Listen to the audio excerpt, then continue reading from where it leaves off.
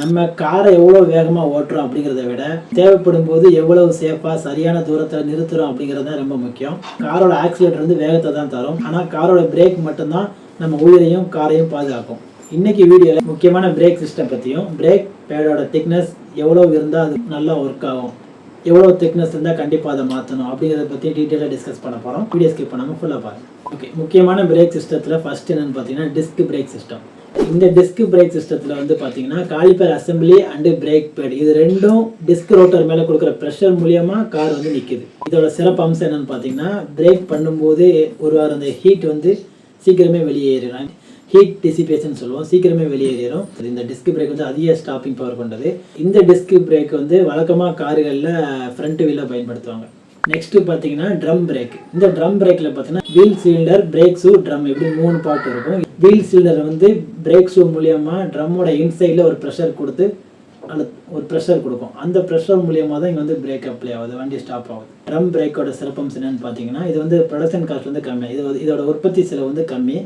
அதே மாதிரி இது வந்து ஹேண்ட் பிரேக்குக்கு ரொம்ப சூட்டாக இருக்கும். இது வந்து அதிகமாக கார்களில் ரியர் வீலில் வந்து யூஸ் பண்ணுவாங்க. நெக்ஸ்ட் பார்த்தீங்கன்னா ஏர் பிரேக்கு. இந்த ஏர் பிரேக்கில் பார்த்தீங்கன்னா பிரேக் கேம் அண்ட் பிரேக் ஷூன்னு இருக்கும். இது வந்து கம்ப்ரஸ்டு ஏர், அழுத்தப்பட்ட காற்றை பயன்படுத்தி தான் இங்கே வந்து பிரேக் அப்ளை ஆகுது.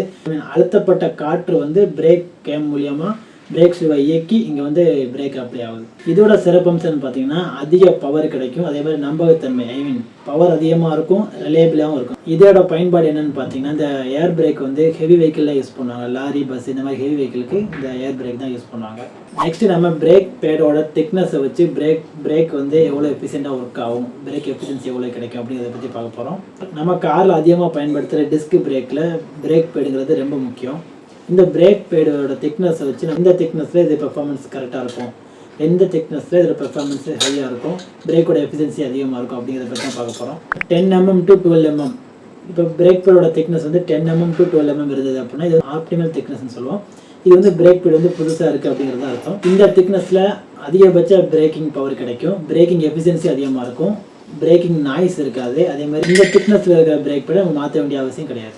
நெக்ஸ்ட் வந்து 8 mm to 6 mm. இந்த திக்னஸ் 8 mm to 6 mm திக்னஸ்ல இருந்தது அப்படின்னா இது வந்து ஒரு குட் கண்டிஷன் சொல்லலாம், நல்ல நிலை தான். 8 mm to 6 mm இருக்குது அப்படின்னா லேசாக தேர்ந்திருக்குன்னு அர்த்தம், ஸ்மூத்தான பிரேக்கிங் பவர் கிடைக்கும். இந்த திக்னஸ் இருக்க பிரேக் பேடை நம்ம வழக்கமாக கார் சர்வீஸ் பண்ணும்போது செக் பண்ணால் போதும், இதையும் நீங்கள் மாற்ற தேவையில்லை. அடுத்து பார்த்தீங்கன்னா 5 mm to 4 mm. இந்த திக்னஸில் இருந்தது அப்படின்னா இது வந்து மீடியம் லைஃப்னு சொல்லுவோம். இந்த திக்னஸ் இருக்க பிரேக் பேட் வந்து பாதி அளவு தேர்ந்திருக்குன்னு அர்த்தம், பிரேக்கிங் பவரும் கொஞ்சம் குறைவாக தான் இருக்கும். இது வந்து நம்ம சீக்கிரமே பிரேக் பேடை மாற்றுறதுக்கு பிளான் பண்ணணும். நெக்ஸ்ட் பார்த்தீங்கன்னா 2 mm to 3 mm திக்னஸ். இந்த திக்னஸில் இருக்குன்னா கிரிட்டிக்கல் கண்டிஷனில் இருக்குன்னு அர்த்தம், பிரேக் பேட் வந்து ரொம்பவே தேஞ்சிருச்சுன்னு அர்த்தம். இது வந்து டிஸ்க் ரோட்டரை வந்து சீக்கிரமே டேமேஜ் பண்ணிடும், பிரேக் பேடில் உள்ள மெட்டல் வந்து டிஸ்க் ரோட்டரை சீக்கிரமே டேமேஜ் பண்ணும். ஸோ இந்த கண்டிஷனில் பிரேக் பேடை சீக்கிரமே மாற்றி ஆகணும்.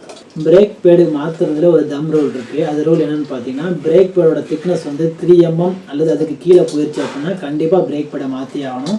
பிரேக் பேடில் நாய்ஸ் வரல, வைப்ரேஷன் வரல அப்படிங்கிறத நீங்கள் வெயிட் பண்ண வேண்டாம்.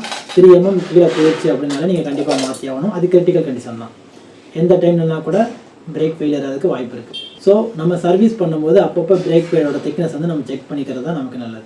சரியான நேரத்தில் பிரேக் பேடோட திக்னஸை செக் பண்ணி நம்ம பிரேக் பேடை மாற்றுறதுனால நமக்கு கிடைக்கக்கூடிய நன்மைகள் என்னென்னு பார்த்தீங்கன்னா பெட்டர் பிரேக்கிங் பெர்ஃபார்மன்ஸ், அதாவது அவசர காலத்தில் நம்ம சடனாக பிரேக் பண்ணி வண்டியை நிப்பாட்டலாம். நெக்ஸ்ட்டு பார்த்தீங்கன்னா இம்ப்ரூவ்டு சேஃப்டி இம்ப்ரூவ் ஆகும், டிரைவருக்கும் பேசஞ்சருக்கும் நம்ம பாதுகாப்பை உறுதி செய்ய முடியும்.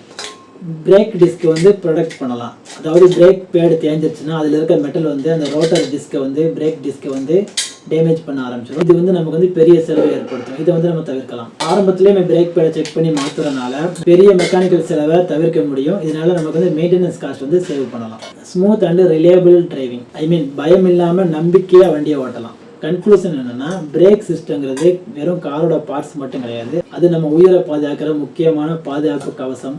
ஸோ உங்கள் காரை சர்வீஸ் பண்ணும்போது மறக்காமல் பிரேக் பேடோட திக்னஸை செக் பண்ணுங்கள். கண்டிப்பாக 3 mm கீழே திக்னஸ் போயிடுச்சு அப்படின்னா உடனே பிரேக் பேடை வந்து நம்ம மாற்றணும். இன்னும் நாய்ஸ் வரல, வைப்ரேஷன் வரல அப்படிங்கிற வரைக்கும் வெயிட் பண்ண வேண்டாம், சேஃபாக ட்ரைவ் பண்ணுங்கள். உங்ககிட்ட கார் இருக்கும், லைசன்ஸ் இருக்கும், பட் காரை வெளியே தனியாக எடுத்து ஓட்டுறதுக்கு பயமாக இருக்கும். அந்த மாதிரி ஆளானீங்க, உங்களுக்காக ஸ்டார்ட் பண்ணது தான் G drive personal car trainer. இந்த ஜி டிரைவ் பர்சனல் கார் ட்ரைனரோட நோக்கம் என்னென்னு பார்த்தீங்கன்னா basic level to advance level I mean உங்களோட லொக்கேஷனுக்கு வந்து உங்களோட ஓன் கார்லேயே ட்ரைனிங் ப்ரொவைட் பண்ணுவோம். நீங்கள் எந்த சிச்சுவேஷனில் ஸ்ட்ரகிள் ஆகிறவங்க இருந்தாலும் அந்த சிச்சுவேஷனில் உங்களுக்கு ட்ரைனிங் ப்ரொவைட் பண்ணுவோம். ஐ மீன் சில பேர் டிராஃபிக்கில் ட்ரை பண்ணுறதுக்கு ஸ்ட்ரகிள் ஆவாங்க, சில பேர் வந்து ஹில் ஸ்டேஷன் போகிறதுக்கு ஸ்ட்ரகிள் ஆவாங்க, சில பேர் நேரோ ஸ்ட்ரீட்டில் போகிறதுக்கு ஸ்ட்ரகிள் ஆவாங்க. இந்த மாதிரி நீங்கள் எந்த சிச்சுவேஷனில் ஸ்ட்ரகிள் ஆகிறவங்களா இருந்தாலும் அந்த சிச்சுவேஷனில் உங்களுக்கு ட்ரைனிங் ப்ரொவைட் பண்ணி உங்களை சேஃபாக கான்ஃபிடென்ட்டாக ட்ரை பண்ண வைக்கிறது தான் இந்த ஜி டிரைவ் பர்சனல் கார் ட்ரைனரோட நோக்கம். ஆல் ஓவர் சென்னை நம்ம ட்ரைனிங் ப்ரொவைட் பண்ணிட்டு இருக்கோம். நீட் இருக்கிறவங்க ஸ்க்ரீனில் தெரிய நம்பருக்கு கான்டெக்ட் பண்ணுங்கள். இந்த இன்ஃபர்மேஷன் உங்களுக்கு யூஸ்ஃபுல்லாக இருந்தது அப்படின்னா உங்கள் ஃப்ரெண்ட்ஸுக்கு ஷேர் பண்ணுங்கள். நம்ம சேனல் இன்னும் சப்ஸ்கிரைப் பண்ணாமல் பார்த்துட்டு இருந்தீங்க அப்படின்னா இன்ஃபர்மேஷன் சேனலை சப்ஸ்கிரைப் பண்ணுங்கள்.